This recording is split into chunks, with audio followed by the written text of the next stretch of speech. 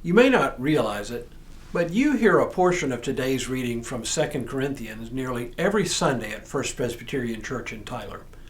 See if you can pick up on it. I'll give you a hint. The liturgist says it when we invite the congregation to pass the peace of Christ with one another. Hello, I'm Stuart Baskin, pastor of First Presbyterian Church of Tyler, Texas, and this is your daily devotional from Monday, June 5th, 2023. Paul writes in 2 Corinthians chapter 5, "From now on, therefore, we regard no one from a human point of view. Even though we once knew Christ from a human point of view, we know him no longer in that way. So if anyone is in Christ, there is a new creation. Everything old has passed away. See, everything has become new.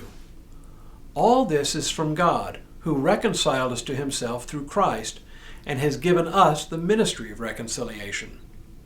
That is, in Christ, God was reconciling the world to himself, not counting their trespasses against them, and entrusting the message of reconciliation to us. So, we are ambassadors for Christ, since God is making his appeal through us.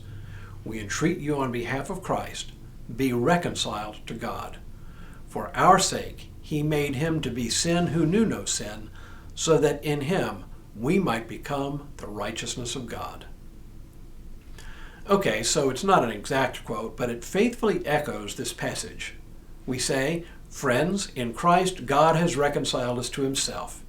In Christ, the way of reconciliation with one another is open before us.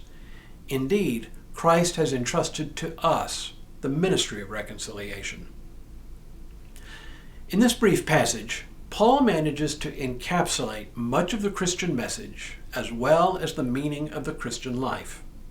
The message, in brief, is this: in the life, death, and resurrection of Jesus Christ, God has accomplished what we on our own could not. No matter how hard we try, we simply cannot bridge the gap between God and us, which is caused by our insistence on living life on our own terms, rather than living in perfect obedience to God. And because God has done this for us, we are called to bear witness to this redeeming and reconciling love of God, both by what we say and by what we do. You might think of this as a cross-shaped message, where the vertical element of the cross reminds us that in Christ we have been reconciled to God, and in the horizontal arms of the cross we are reminded that we are to be reconciled with one another. So here's how that works.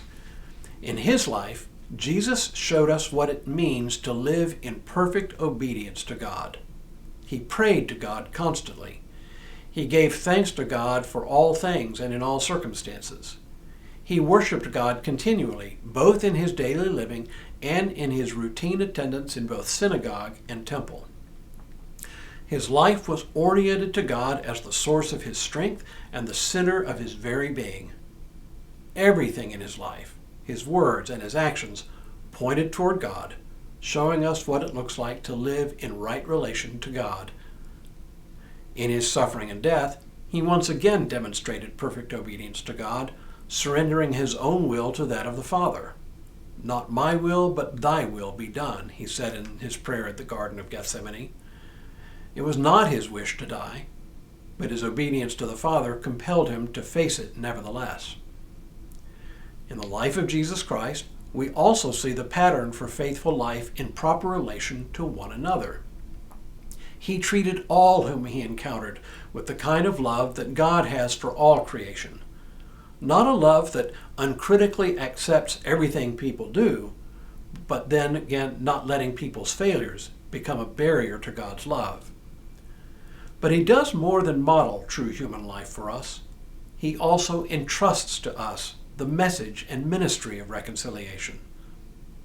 Paul could have stopped with the bold affirmation, "All this is from God who reconciled us to himself through Christ." But he continues the very same sentence with the affirmation that God has given us the ministry of reconciliation. It is never enough for Christian people to simply abide in God's love as if it were a private experience. We are called upon to invite others into this cross-shaped way of life, living in right relationship with God an inappropriate relationship with one another. It cuts to the very core of Christian faith and life. Tomorrow, one of Paul's most difficult, misunderstood, and misinterpreted thoughts.